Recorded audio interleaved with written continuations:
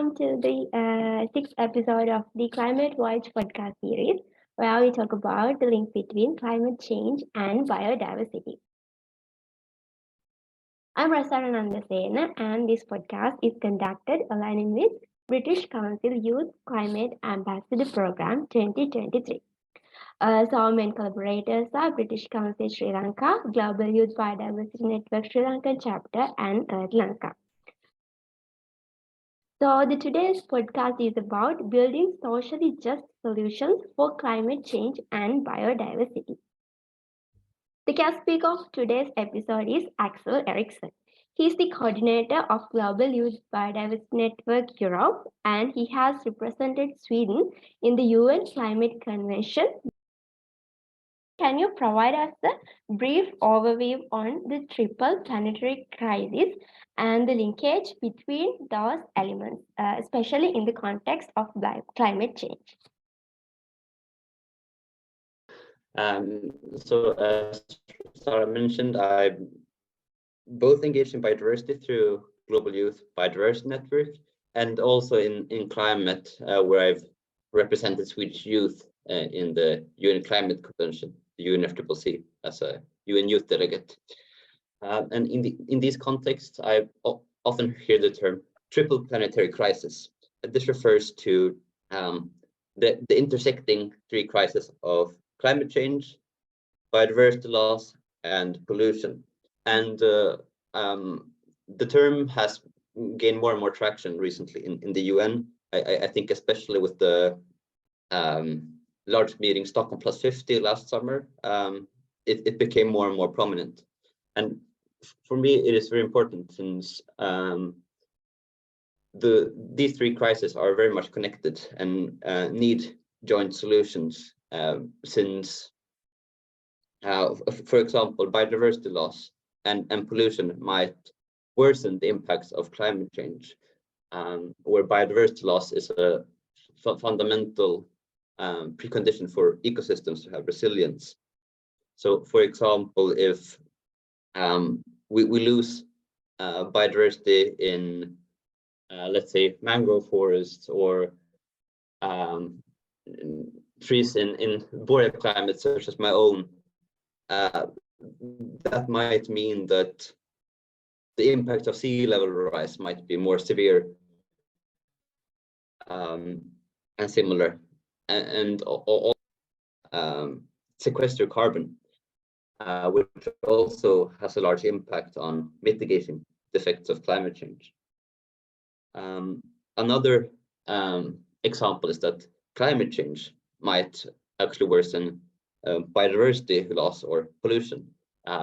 It might impact biodiversity in the sense that a warming climate makes species move northward since to have approximately the same temperature in their environment, and therefore changing their habitats, which has both known and unknown implications for their survival.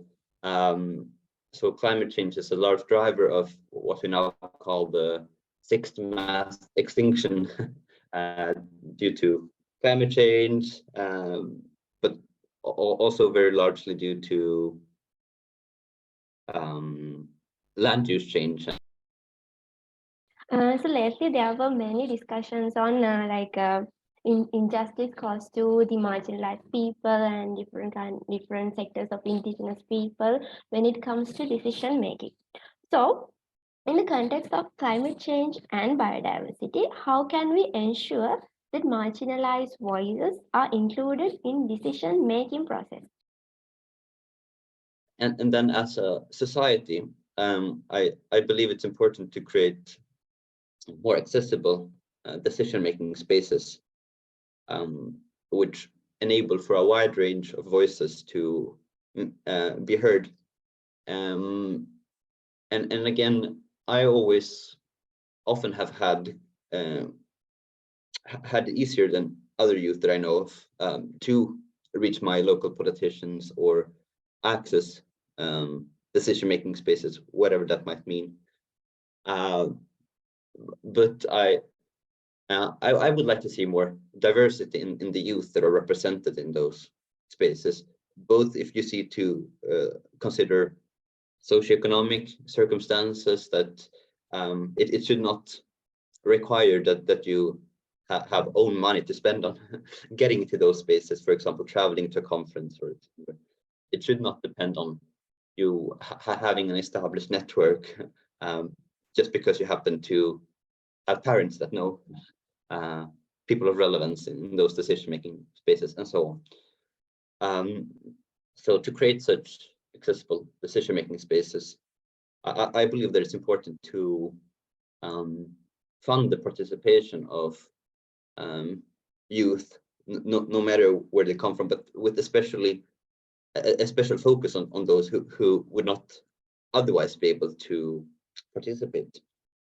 And I also think it's important to reduce the knowledge barriers, or the barriers of not having an established network already, since in many cases decision-making spaces require a lot of knowledge in the way that they are created now. And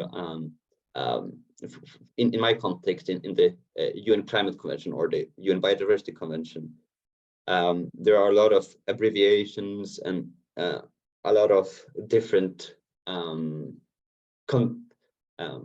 in not spoken rules, or just a lot of information that you benefit very much from knowing beforehand. And if you don't know those things, it's usually quite hard to know how to participate. And those kinds of knowledge barriers, I think it's very important to reduce in order to enable for a wide variety of, especially young people, to be part of those spaces. And when I said network barriers, that's quite similar. That currently, if you have happen to know people within the UN Climate Convention or UN Biodiversity Convention, then it might be easier for you to know where it's relevant for you to participate and what the possibilities are. Whereas if you don't have that kind of network, you might not even know that such possibilities exist.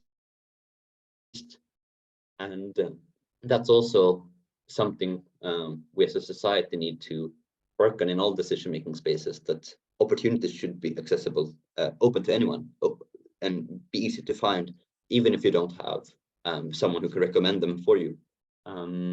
So those are two suggestions. As individuals, consider if you're the right person to talk about an issue, and as a society, create accessible decision-making spaces for a wide variety of voices. So according to your experience, can you provide your insights on, so why do many efforts to address climate change and biodiversity loss are focused on treating the symptoms rather than addressing the underlying systemic issues to that? And also, please provide your insights on how we can shift the narrative towards more systematic approach and work towards transformative change. Thank you. Yeah, I very much agree that often what we talk about is treating the symptoms. So I agree with the fact that we need to change that and actually treat the root causes. So something that I often hear when I talk to other youth about what do we actually need for tackling these joint crises that I told about, the triple planetary crisis, for example. The first thing is to have a shift in values. And what I mean by that is not focusing our societies on economic growth as the ultimate goal, but rather having as a goal to ensure the well-being of both humans and nature, making sure that it's not possible to exploit either humans or nature just for the purpose of economic growth. So that's the first factor, just having a shift in values. And I think a concrete way to start getting there is to ask ourselves, why do we even want to address crises such as climate change or biodiversity loss, is it just because it's something we should do in quotation marks, or do we actually have deeper reasons? And my answer is that we do have deeper reasons. We do. I think most of us humans want to contribute to the well-being of others. We want to make sure that we all can have a good life, and also in the future. So I think centering the reason for addressing these crises on the compassion for both other humans and also nature is very important, to see that this is why we do it, rather than just telling ourselves that it's something we should do without asking why. And then the second aspect I want to highlight is putting stories or lived experiences in the center of the action taken.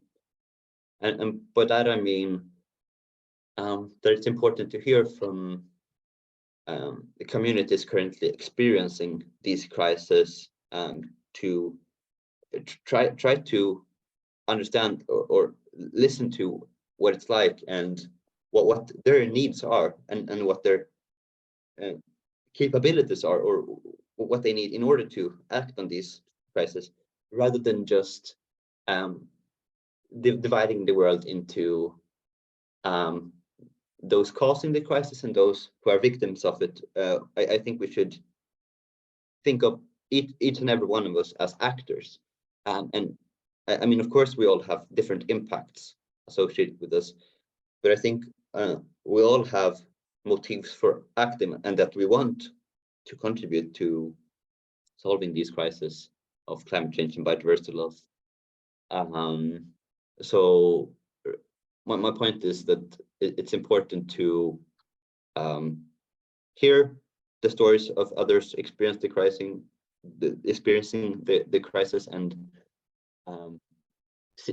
get kind of getting inspired of like how are they acting or wanting to act, and also when you're listening, considering when I hear this story, what is my role?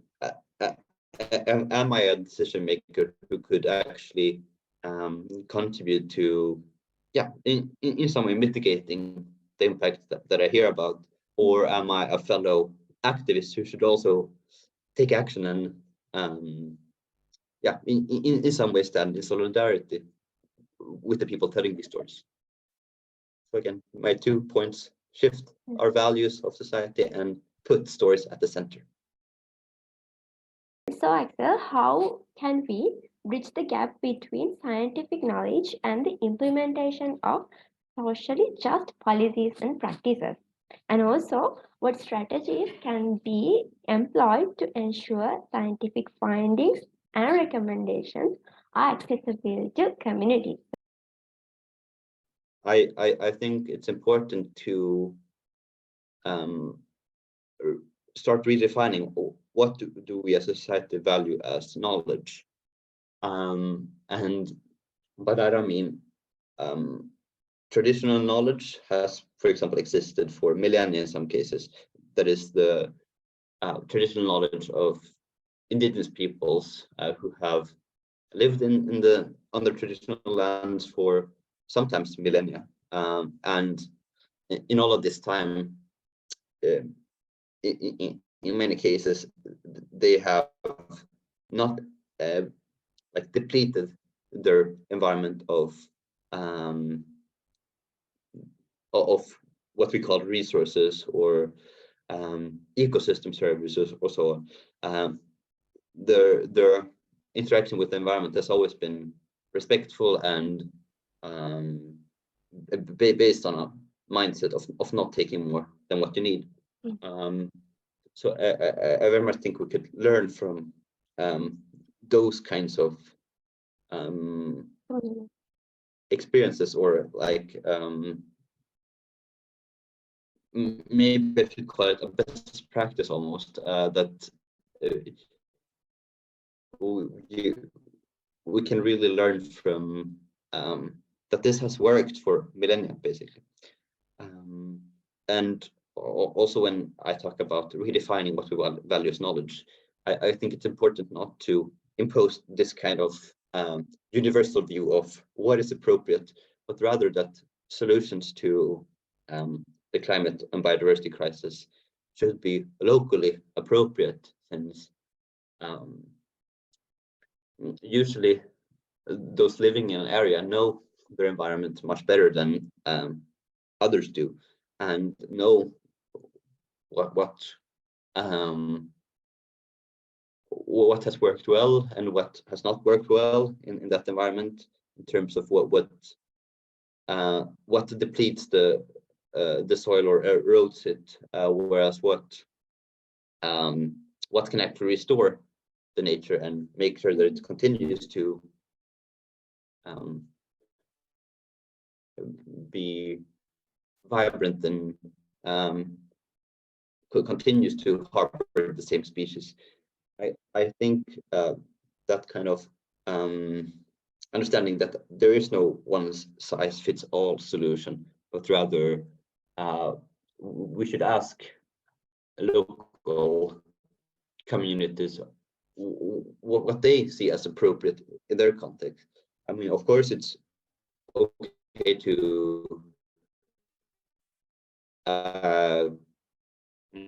try to understand, apply more general frameworks to try to understand it, but I don't think it is appropriate to take those general frameworks as a truth valid for all contexts, but rather as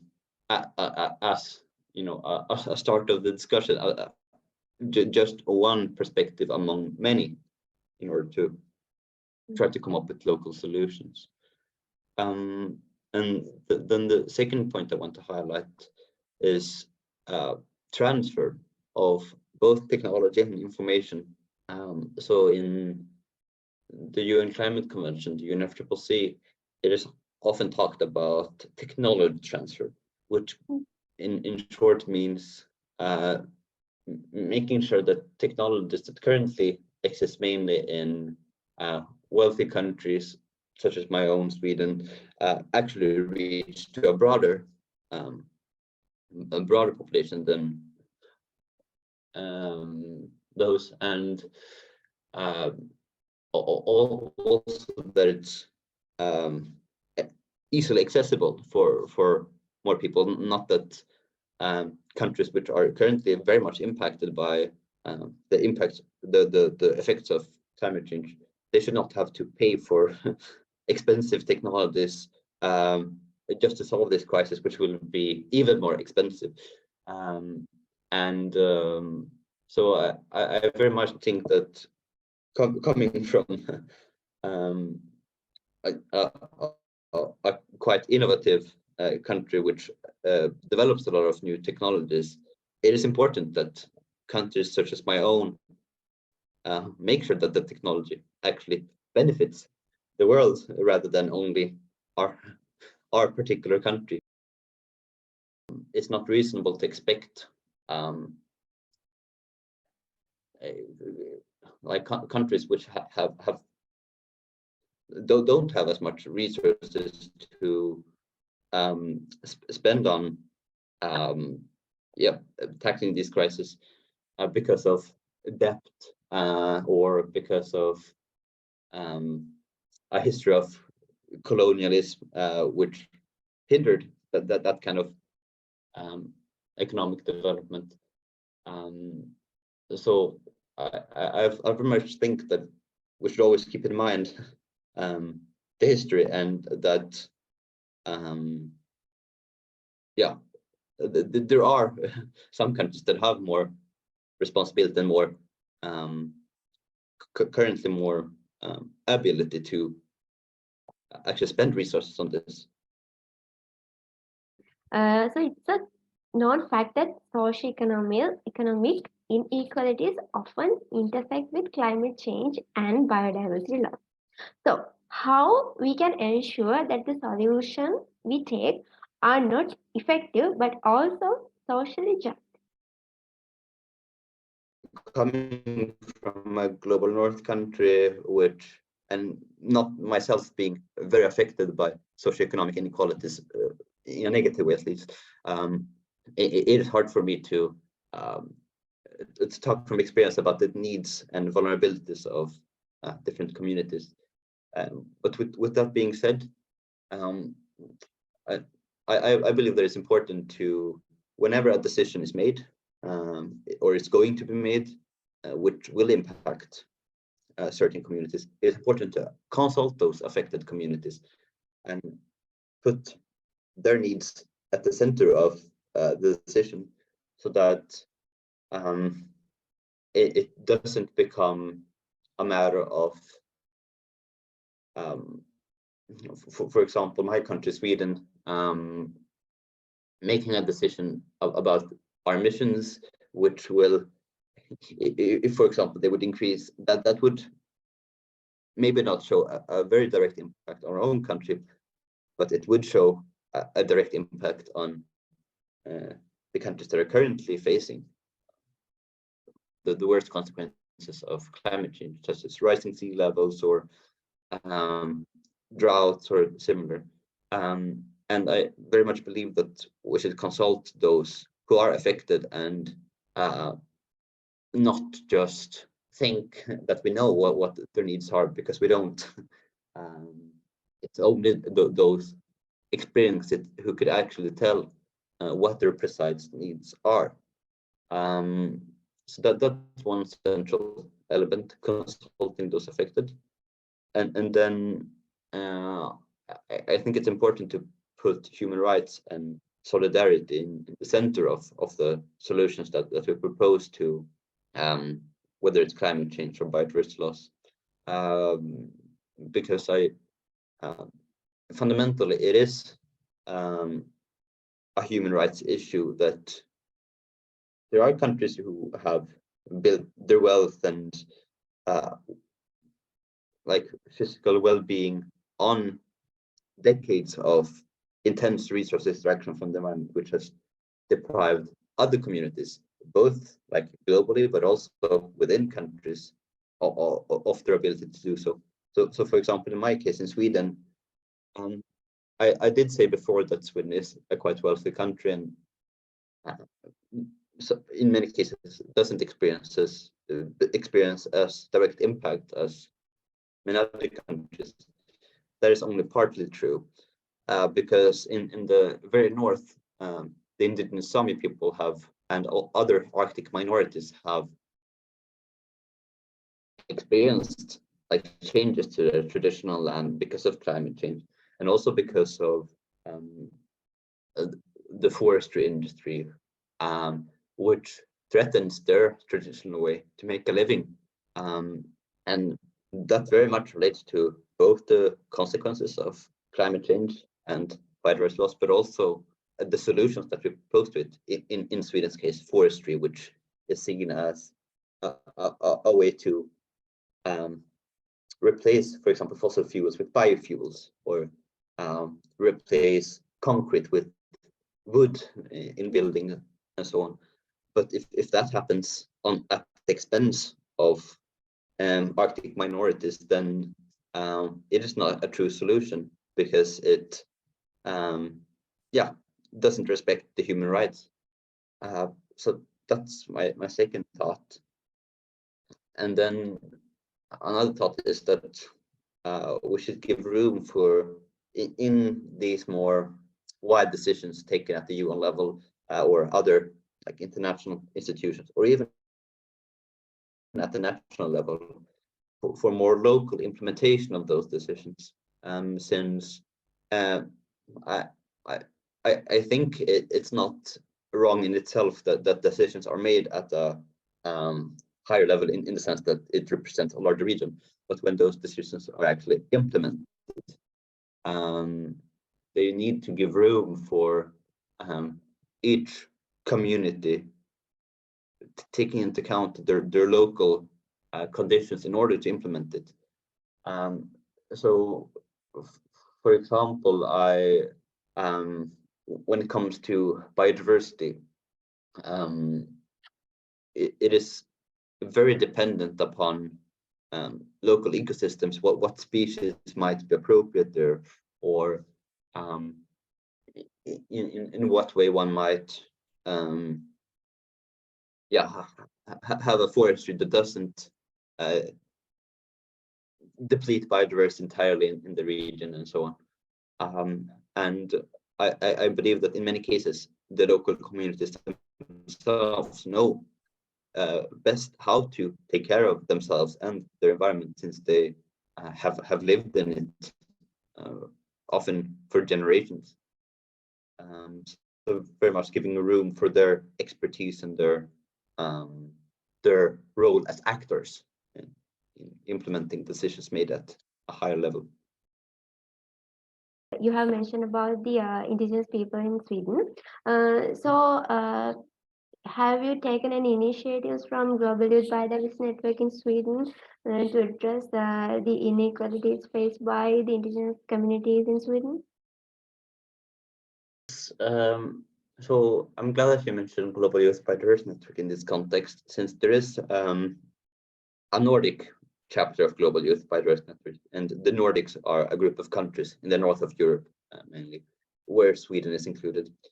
And in the Nordic Youth Biodiversity Network, called NIBBN, we have gotten project funding from a Nordic institution called the Nordic Council to send young people to UN conferences in the Convention on Biological Diversity. And for the last UN conference in Canada, we were very keen on having at least one representative from indigenous youth, in this case Sami people, present there as a young person, being able to speak about their experiences. So we did have one representative from Sami communities, and personally, I don't think that's enough to ensure that they are actually able to influence meaningfully, and I don't think it's enough to have just one representative of such a diverse group. But I do think it's an important first step, since in many cases the representation is non-existent. So that's one initiative that we've taken, and in many cases in the Global Youth Biodiversity Network on the global level, respecting the knowledge and the rights of indigenous peoples is a very central consideration.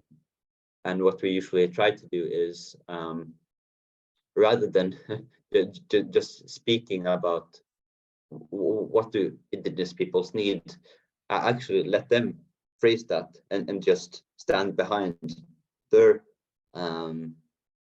account of what they need or desire, or what they want to act on. So I think that's very important, having narratives from indigenous peoples or other marginalized groups, such as women and girls, youth, peoples with disabilities, that they govern their narratives themselves, and they phrase what their role should be and what they want. Thank you very much, Axel. And also, you added a great perspective to today's podcast. This marks the end of the 5th episode of Climate Watch podcast series. So let's meet again in a new episode. So until then, take care. Bye. Bye.